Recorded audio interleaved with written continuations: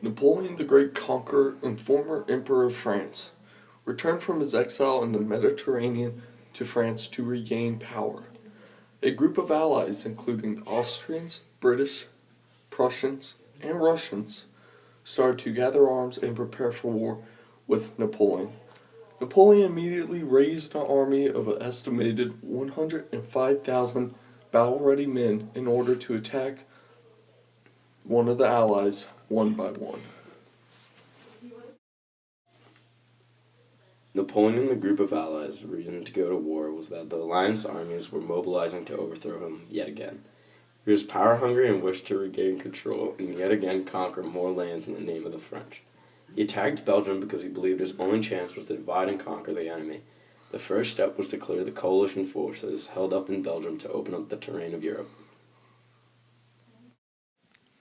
Napoleon was successful in raising an army, and by June 1815, his army was on the march to Belgium. His plan was looking to be a success. The British and Prussian armies were both separated. Napoleon then engaged the Prussian army on the 16th of June at the town of Ligny, defeating them. The enemy had been routed, and Napoleon sent 33,000 men, about a third of his army, to chase down the remnants. However, the remnants of the Prussian army still remained intact, having survived the battle. Oh no! Now the Battle of Waterloo had begun. On June 18, 1815, 2 days after the French success over the Prussians, the French army of 72,000 engaged the 68,000 men strong British army. The British already have dug themselves in the village of Waterloo, which is located south of the city of Brussels, was made up of Dutch, German, and Belgian troops. The commander of the British forces in Belgium, the Duke of Wellington, has experience against Napoleon when they fought against each other in the Peninsular War. This experience will later on help the Duke achieve victory. The French waited until midday to attack, waiting for the ground to dry. This allowed the rerouted enemies from Ligny to march back and join up with the British forces during the battle. The French launched several major assaults to the core of the British army.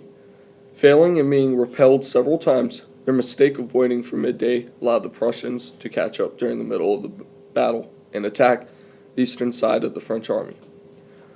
Later that day, French forces under the command of Marshal Michael Ney successfully engaged British forces at a farmhouse and set up artillery shelling the British forces. This artillery barrage helped to disorganize the British for a time.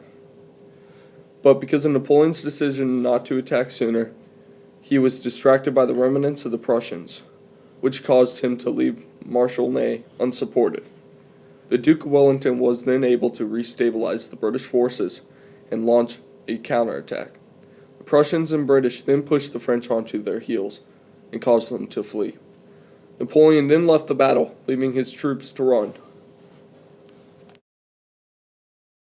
This major loss set the tone of the battle. Napoleon was guilty of a multitude of tactical mistakes causing him to lose. Having lost the battle destroyed any chance he had of regaining his fame. He finally returned to France, and several days later, on June 22, 1815, gave his power to his son and fled France before any assassination attempts began. Napoleon later was captured by the British and attempted to get to America on July 15, 1815. He was then further sent to the British-owned island of St. Helena, where he survived for 6 years before passing away to what is thought to be stomach cancer in May 1821.